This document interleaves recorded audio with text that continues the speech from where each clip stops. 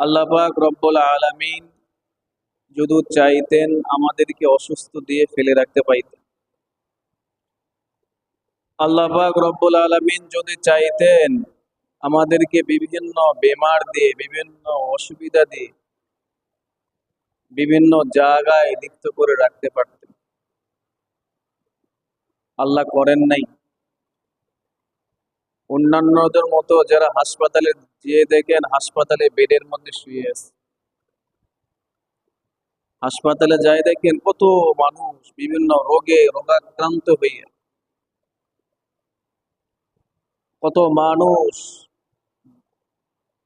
কারো হাত ভাঙ্গে, কারো পা ভেঙ্গে, কারো জটিল রোগ মমস্য অবস্থা, সেই হাসপাতালের বেডে শুয়ে, কিন্তু আল্লাহ পাক রব্বুল আলামিন আমাদেরকে দয়া করে মায়া করে এখনো সুস্থ রাখছেন। এটার হাজার হাজার শুকরিয়া যদি আমরা করি, কিয়ামত পর্যন্ত যদি হায়াত পাই, আর যদি শুকরিয়া আদায় করি শুকরিয়া শেষ হবে। আল্লাহ পাক রব্বুল আলামিন এই মানব জাতিকে সৃষ্টি করার পূর্বে এই পৃথিবীতে জিন জাতিকে পাঠাইছেন। আল্লাহ পাক রব্বুল আলামিন মানব জাতিকে সৃষ্টি করার পূর্বে পৃথিবীতে জিন জাতিকে প্রেরণ করছিলেন। তারা দুনিয়ার মধ্যে এমন ফিতনা ফাসাদ সৃষ্টি করলো, দুনিয়ার মধ্যে এমন মারামারি ঝগড়া সৃষ্টি করলো, আল্লাহ পাক রব্বুল আলামিন ফেরেশতাদের হুকুম দিলেন, ফেরেশতারা এই জিন জাতিদেরকে পৃথিবীতে থাকতে দিও না, বিভিন্ন জায়গাতে বন জঙ্গলে সাগরে তাদেরকে তাড়াই দাও, তাড়াই দিয়ে তোমরা বসবাস করো।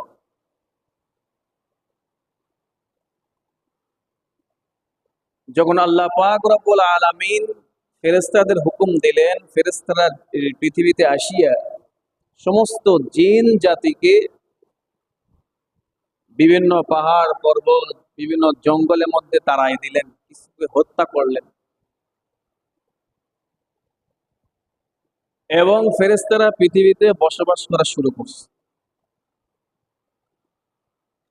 যখন ফেরেশতারা পৃথিবীতে বসবাস করা শুরু করলো, ফেরেশতারা মাসুম, গুনাহ করার শক্তি নাই, গুনাহ কেমনে করে এটাই বোঝে না, গুনার মজা কি এটাই বোঝে না। সবসময় আল্লাহর শুকরিয়া, আল্লাহর ইবাদতের মধ্যে মশগুল। আল্লাহ পাক রব্বুল আলামিন যখন দেখলেন ফেরেশতারা তো গুনাহ করার স্বাদ পায় না, গুনাহ করার স্বাদ কি, আমাকে তো আমার ইবাদত তো করবেই, আমার ইবাদত করার জন্য তাকে সৃষ্টি করছি তাদেরকে। ফেরেশতারা মনে করলো আল্লাহ পাকের প্রিয়, আল্লাহ পাকের নিকটে আমরা সবচেয়ে প্রিয়, আমাদের মতো আর কেউ প্রিয় নাই। আল্লাহ পাক রব্বুল আলামিন ফেরেশতাদের মনের ভাষা বুঝলেন। এবার আল্লাহ পাক রব্বুল আলামিন ফেরেশতাদেরকে বললেন, ও ফেরেশতারা, আমি এমন একটা জাতি সৃষ্টি করব, পৃথিবীতে পাঠাইবো, যে জাতিটা তোমাদের থেকেও শ্রেষ্ঠ হবে। সুবহানাল্লাহ। সেই জাতি কি? মানুষ, ইনসান। তোমাদের তো গুনাহ করার ক্ষমতা নাই, তোমরা তো গুনাহ করার স্বাদ বোঝো না, আর আমি ইনসান সৃষ্টি করব, পৃথিবীতে প্রেরণ করব, তাদেরকে ক্ষমতা দিব, গুনাহ করারও ক্ষমতা থাকবে, গুনাহ করার পরে কি গুনার সে স্বাদগুলোও বুঝবে, এবং নেকি করার ক্ষমতাও থাকবে, নেকিও করতে পারবে, উভয়।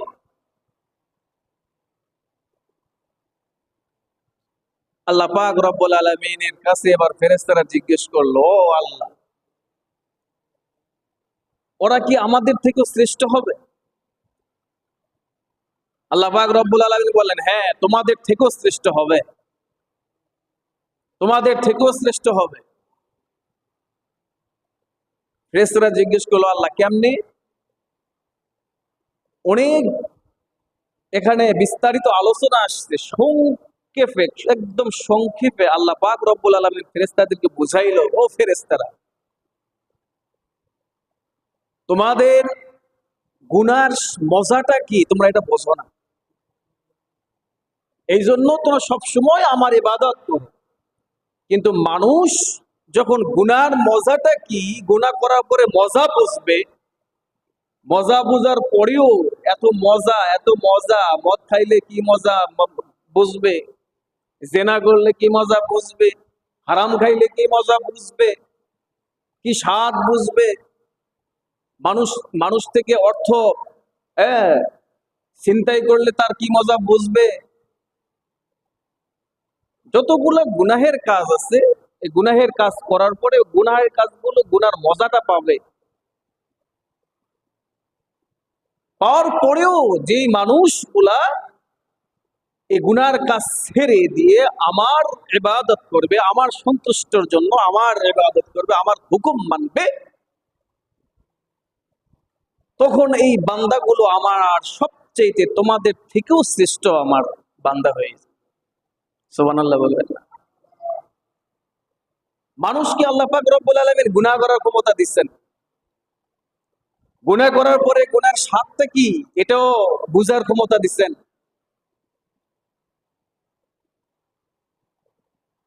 কিন্তু ফেরেশতাদের এই ক্ষমতা নাই, গুনাহ করার কোনো ক্ষমতা নাই। গুনাহ করার পরে কি স্বাদ, কি মজা, এটাও তারা বুঝে না।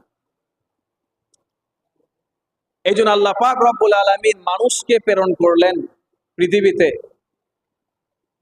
এখন ফেরেশতারা আল্লাহকে প্রশ্ন করলো। এই প্রশ্ন করাটা ফেরেশতারা মনে করলো এটা আমার বেয়াদবি। ও আল্লাহ, তোমাকে আমরা প্রশ্ন করে ফেলছি, আমাদের অনেক বড় বেয়াদবি হয়ে গেছে, আল্লাহ ক্ষমা করে দাও। চিন্তা করো। আল্লাহ পাক রব্বুল আলামিন বললেন যে না, তোমাদের অধিকার আছে জানার, তোমরা তো জানার আগ্রহ হয়েছে, তোমরা জানছো, তোমরা তো কোনো বেয়াদবি করো নাই। ফেরেশতারা বলে, ও আল্লাহ, এই যে জিজ্ঞেস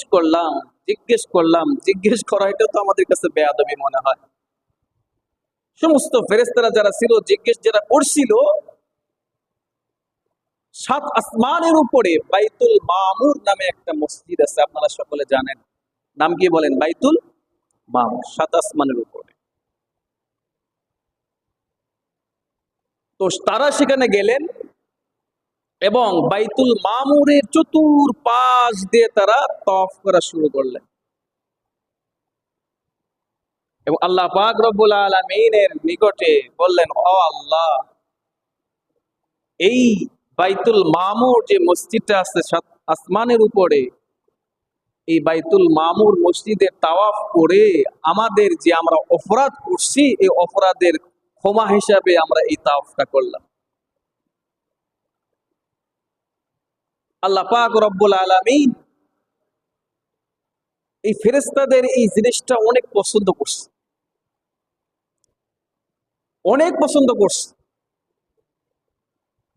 এই জন্য পৃথিবীতে সর্বপ্রথম মসজিদ বাইতুল মামুরের 7 আসমান থেকে একদম পৃথিবীতে একদম ডাইরেক্টলি বরাবর একটা মসজিদ নির্মাণ করলেন আল্লাহ পাক রব্বুল আলামিন ফেরেশতাদের মাধ্যমে। সেটা হলো কাবা। বলেন কি? এই কাবা ঘর যেটা আছে, এই কাবা ঘরের একদম বরাবর, হাদিসের মধ্যে আসছে, কাবা ঘরের বরাবর 7 আসমানে আছে বাইতুল মামুর।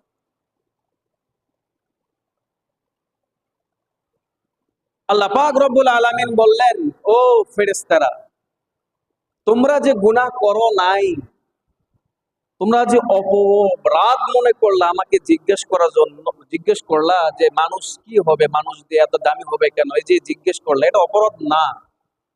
তারপরেও যে তোমরা বাইতুল মামুরের চতুর্পাশ দিয়ে যে তোমরা তাওয়াফ করলা, এই অপরাধকে ক্ষমা পাওয়ার জন্য তো আমি পৃথিবীর জমিনে এই বাইতুল মামুরের বরাবর পৃথিবীতে একটা মসজিদ তৈরি করলাম। সেটা হলো বাইতুল্লাহ, কাবা ঘর, আমার ঘর। এই কাবা ঘরে যে সমস্ত মানুষরা তাওয়াফ করবে, সমস্ত গুনাহ করার পরে যখন খাস নিয়তে খাস দিলে এই বাইতুল মামুরের মধ্যে যখন তাওয়াফ করবে, আমি আল্লাহ পাক রব্বুল আলামিন মাসুম ফেরেশতাদের মতো একদম গুনাহ যার নাই, মায়ের পেট থেকে ভূমিষ্ঠ হওয়ার পর যেমন মাসুম থাকে, আল্লাহ পাক রব্বুল আলামিন আমি সে বান্দাকে আমি মাসুম করে দেব। সুবহানাল্লাহ। শর্ত দুইটা। বলেন শর্ত কয়টা? দুইটা। বাইতুল্লাহ আল্লাহর ঘর যদি কেউ তাওয়াফ করে, অর্থাৎ হজ করে, হজে যায়, হাদিসের মধ্যে আসছে দুইটা শর্ত। একটা শর্ত হলো হজ করার পূর্বে, ভালো করে লক্ষ্য করি, তাহলে হজ করলেই হবে না। হজ করলে কার কথা কয়টা হজ কবুল হয়? আল্লাহ কার কবুল করে আল্লাহ জানে। দুইটা শর্তে হজ কবুল করবে আল্লাহ পাক রব্বুল আলামিন। এক নাম্বার শর্ত হলো সমস্ত গুনাহ থেকে তওবা করতে হবে। সমস্ত গুনাহ, হজে যাওয়ার আগে সমস্ত গুনাহ থেকে তওবা করতে হবে। আল্লাহ আমি যা জিন্দেগিতে গুনাহ করছি আল্লাহ মাফ করে দাও, আর জীবনে গুনাহ করব না। এক নাম্বার শর্ত। দুই নম্বর শর্ত হলো এই আউল ফাউল আজে বাজে বিভিন্ন জায়গায় গুনাহের জায়গায় সময় নষ্ট করা, বিভিন্ন জায়গায় বিভিন্ন গুনাহের কাজে লিপ্ত হওয়া, এই আউল ফাউল করা, যেগুলো কোনো সওয়াবের কাজ নাই, গুনাহে ভরপুর, সেগুলো কাজে বেশি বেশি যাওয়া, বেশি বেশি দান করা। লক্ষ্য করি মেলা বসাইছে, চাঁদা নিতে আসছে, যে ভাই আপনি তো আমাদের মুরব্বী, আমরা আপনাকে মুরব্বী মানি, তো মেলা একটা জমাইছি, আপনার কিছু চাঁদা দেওয়া লাগবে, আমাদেরকে হেল্প করতে হবে। এই যে আউল ফাউল খরচ, যেটা এক পয়সা সওয়াব নাই, গুনাহে